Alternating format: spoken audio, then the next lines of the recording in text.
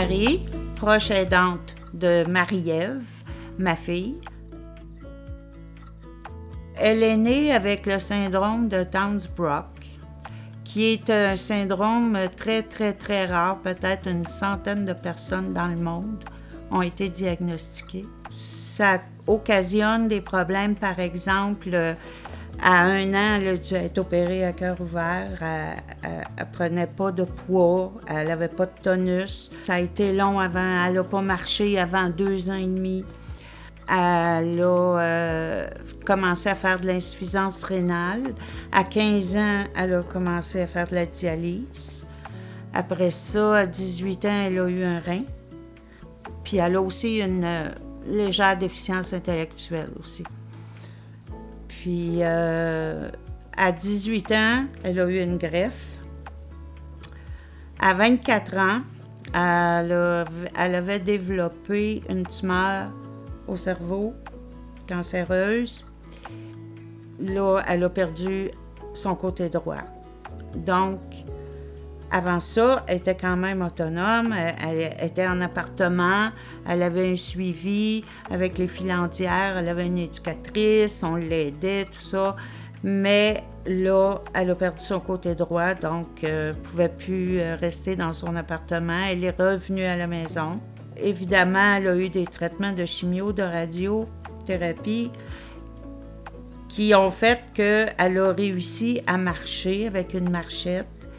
Mais on nous a bien dit que les effets secondaires de la radiothérapie au cerveau, elle allait perdre éventuellement des capacités. L'espérance de vie qu'elle avait au départ avec son syndrome, c'est 25 ans. Ensuite de ça, quand elle a eu sa tumeur au cerveau, ils ont hésité à entreprendre des traitements. Puis, selon eux, elle avait seulement 12% de chance de passer au travers. Ça fait que là, 18 ans plus tard, elle est encore là. Puis, personne ne comprend pourquoi. L'oncologue qui l'a traitée à l'hôpital Notre-Dame à l'époque disait qu'elle avait 9 vies, comme un chat. Alors, c'est ça, c'est l'histoire de ma fille. Résilience plus.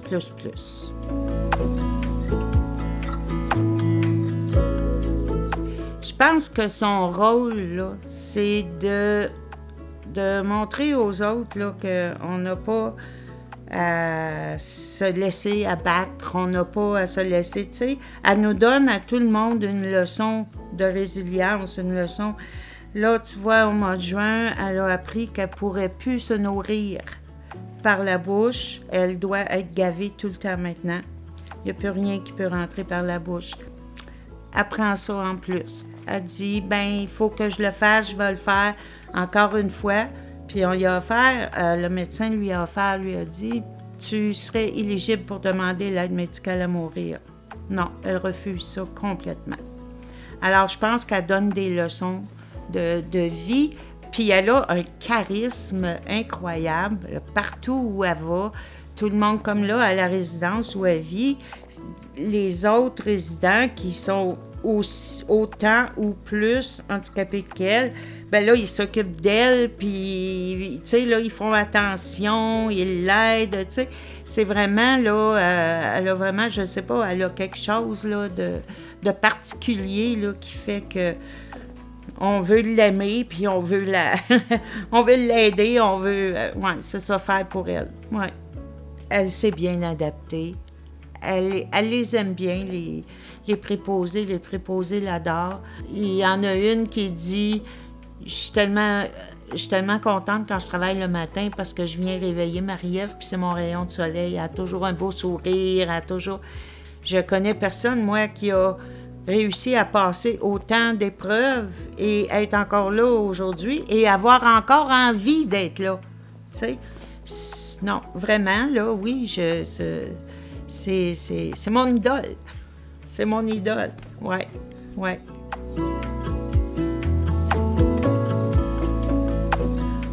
J'y vais à peu près 3-4 fois par semaine. Je m'implique aussi dans la résidence. Je suis sur le conseil d'administration. Et je participe aux activités qui sont organisées avec les résidents. J'accompagne quand ils font du karaoké, par exemple. Quand ils font des sorties, des balades, j'accompagne aussi. Puis je la sors, on va au cinéma, c'est ça, je fais des sorties avec elle aussi. Ben là, c'est un peu limité. Avant, on aimait beaucoup aller au resto.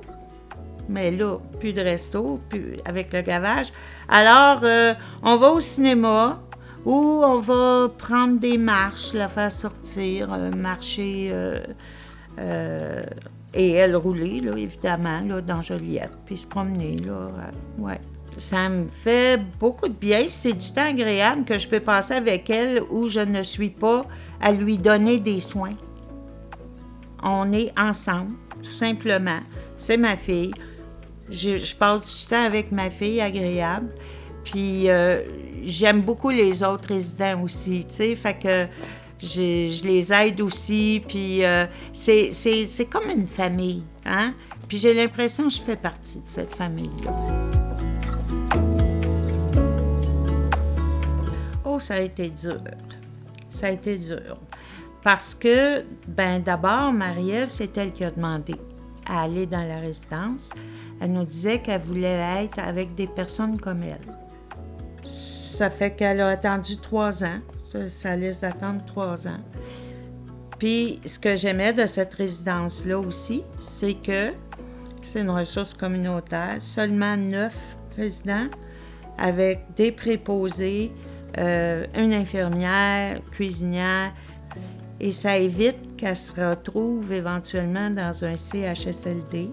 Là, au moins, elle est avec un groupe à peu près de son âge, puis avec des gens qui ont des intérêts communs. Et ça a été difficile aussi pour elle les premières journées. On l'a déménagée, je suis allée la voir le lendemain. Et là, elle me dit, mais là, je pleure tout le temps, mais je sais pas pourquoi, mais je sais pas. Et là, mon fils était avec moi. Mon fils, il est plus vieux qu'elle, puis il est très, très proche d'elle aussi. Il me dit, maman, on devrait peut-être l'emmener souper à la maison, ça lui ferait du bien, tu sais. J'ai dit, non, c'est pas une bonne idée, parce que si on l'emmène à la maison, elle ne voudra plus revenir ici. J'ai dit, il faut qu'on fasse ça, puis c'est parce que je le faisais aussi quand je travaillais. Si je faisais un placement, l'enfant, il fallait quand même attendre un bout avant qu'il retourne, tu sais. Alors, j'avais cette expérience-là. Fait que j'ai dit non, on va la garder ici, mais on va venir la voir plus souvent, puis tout ça. Mais ça a été dur pour moi aussi, parce que elle me disait qu'elle était pas bien. Je revenais ici, puis là, je voyais sa chambre, puis là, je me disais, mais qu'est-ce qu'on a fait? C'est-tu vraiment une bonne idée? Je savais qu'il fallait maintenir, je savais, mais ça me déchirait sérieusement, là, à l'intérieur, là, mais je savais que c'est ça qui était mieux pour elle. Marie-Ève et moi, on a comme une relation fusionnelle. Si elle ne file pas, je le saurais pas, mais je filerai pas, tu sais? Si moi, je file pas, elle sait pas, mais elle aussi, elle va se demander qu'est-ce qui se passe. Fait que quand je la sentais loin de moi, c'était difficile de laisser les autres s'occuper d'elle. Ça aussi, là, tu sais. Oui, je sais, c'est votre job, je le sais, mais moi, je le faisais pas de même. Puis, oui, mais nous, on a des techniques qu'on a appris, qui sont, tu sais, puis, OK, tu sais, mêle-toi de tes affaires, là. C'est pas facile. Mon fils, il avait 4 ans quand ma fille est née. Puis je pense qu'au début, il vivait peut-être un peu de ressentiment là, de ça. Que sa sœur prenait tout le temps de sa mère, puis que lui en avait pas. Puis, mais en vieillissant, je dirais, à l'adolescence, il s'est rendu compte de la situation de sa sœur et il est devenu lui-même aidant pour sa sœur. Après son cancer, il l'emmenait, il disait « Bon, Marie-Ève, on s'en va à Québec en fin de semaine. » Bon, il l'emmenait passer une fin de semaine à Québec. il l'a emmenée à Niagara, il l'a emmenée à Ottawa, il l'a emmenée, tu sais, là, il faisait plein de choses avec elle, malgré ses difficultés, malgré qu'elle marchait plus, malgré tout ça. Ils l'ont emmené faire du ski l'hiver passé. Mon fils, il a passé lui aussi des épreuves, là, mais je suis fière de lui aussi. Tu sais, il a un cœur gros de même, puis c'est sa sœur qui en profite. Ouais. Elle ne pourrait pas revenir vivre ici aujourd'hui. Là, on n'a vraiment pas les installations nécessaires. Puis maintenant, c'est ajouté le gavage avec ça. Fait que les soins que moi je donne, c'est plus au niveau du suivi médical. Parce qu'elle a plusieurs spécialistes, elle a plusieurs rendez-vous. Et ça, c'est moi qui l'accompagne, qui prend les rendez-vous, qui fait les bilans, tout ça. Ça, c'est moi qui fais ça. Je considère que je suis encore aidante parce que je dois gérer tout ça. Puis en plus de faire partie du conseil d'administration, de m'impliquer dans la ressource aussi. Alors aujourd'hui, je la sens en sécurité. Je la sens entre bonnes mains. J'ai beaucoup confiance.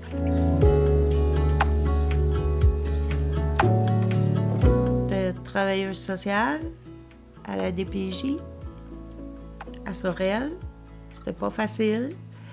Mais j'avais l'avantage que je prenais le traversier. Puis c'est comme si quand j'embarquais sur le traversier, puis j'arrêtais la voiture, le temps de traverser, c'était comme ma barrière. C'était comme là, je coupais ma vie familiale, puis je m'en allais à mon travail. Puis c'était la même chose le soir. Quand je revenais, j'arrêtais la voiture, puis quand j'arrivais à Saint-Ignace, là, il n'y avait plus de travail, c'était vraiment ma famille. Mais oui, c'était de jongler aussi avec les différents rendez-vous, les médecins, les traitements. Ça devenait très lourd. J'ai dû prendre des congés, des arrêts de travail aussi. C'est arrivé 2-3 fois, là. Le plus long que j'ai eu, ça a été plus qu'1 an. C'est quand Marie-Ève avait 15 ans puis qu'elle a commencé à faire de la dialyse. Moi, j'étais seule avec elle à la maison, j'étais monoparentale. Et l'hôpital me dit, pour que ce soit moins dérangeant pour sa vie, on pourrait faire la dialyse à la maison pendant la nuit, la dialyse péritonéale. Alors, j'ai dit OK. Puis là, ils m'ont donné toute la formation, j'ai réussi à tout le faire, sauf que la machine, elle partait la nuit, elle bloquait. Si Marie-Ève se tournait, elle bloquait le tube. Là, il fallait que je me lève, que j'aille, parce qu'elle, ça ne la réveillait pas, mais moi, ça me réveillait. Donc, je dormais plus, mais j'allais quand même travailler le matin. Ouais, ça a demandé une grosse année d'arrêt là, pour réapprendre à dormir parce que mon corps ne voulait plus. Là. Puis après ça, elle a fait de l'hémodialyse qui se faisait à l'hôpital. Fait que c'était mieux pour nous deux. Justement, je ne dormais pas la nuit. Fait que je me suis dit, je vais aller sur les sites où les gens parlent entre eux, mais en allant la nuit, je me disais, ça va être des gens loin, tu sais, européens, africains, tu sais, là, ça sera pas des gens d'ici, mais en fait, la première personne qui m'a parlé, c'est Pierre. Puis après 3 semaines d'échanges comme ça, on s'est rencontrés, puis physiquement, puis c'est ça, ça a commencé comme ça.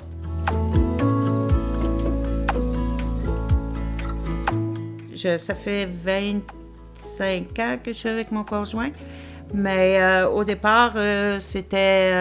elle avait l'impression là, de perdre sa place avec moi. Mais aujourd'hui, je dirais que c'est l'homme le plus important dans sa vie. C'est elle qui m'a dit, une chance qu'on a Pierre, sinon tu serais bien encore en dépression. C'est ça.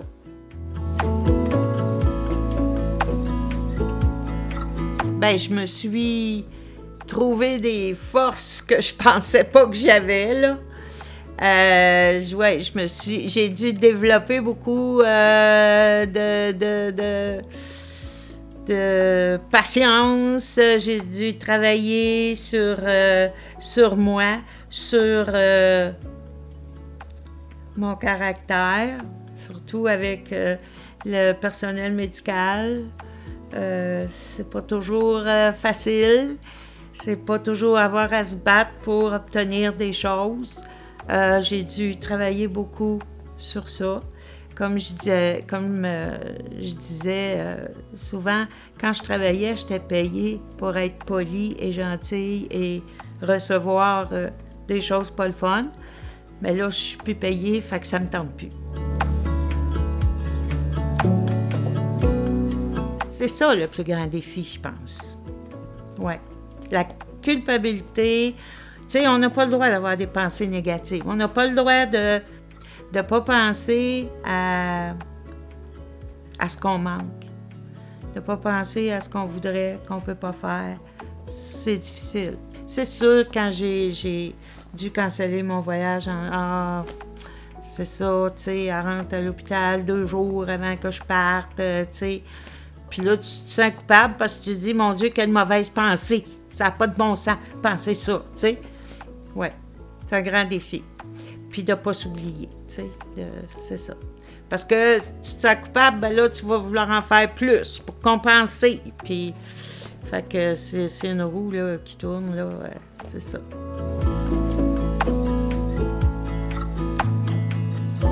S'assurer de recevoir tous les services disponibles, foncer dans le tas, puis se battre pour les avoir parce que c'est de plus en plus difficile. Moi, j'ai eu la chance que j'étais dans le réseau. Je savais comment ça fonctionnait. Je savais par où passer. Mais quelqu'un qui n'est pas nécessairement dans le réseau, il faut aller vérifier les services qu'on a droit, puis aller au Randa.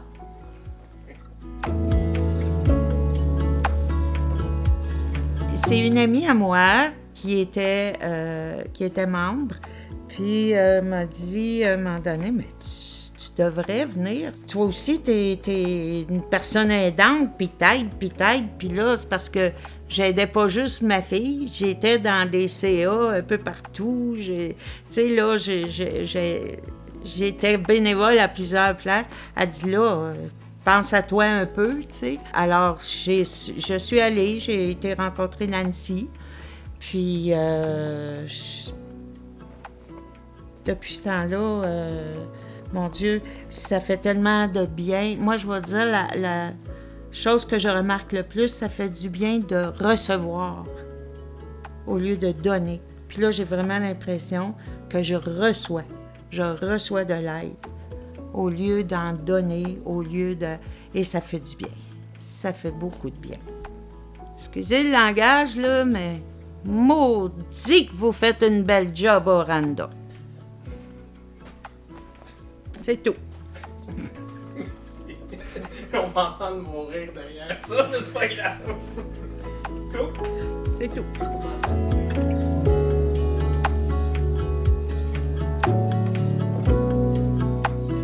Non, ben c'est parce que ma voix n'est pas réchauffée, puis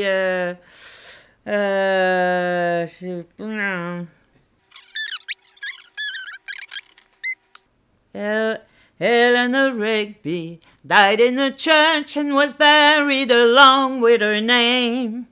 Nobody came, Father Mackenzie, wiping the dirt from his hands as he walks from the grave. No one was saved, all the lonely people. Where do they all come from? All the lonely people. Where do they all belong? Oh, hey.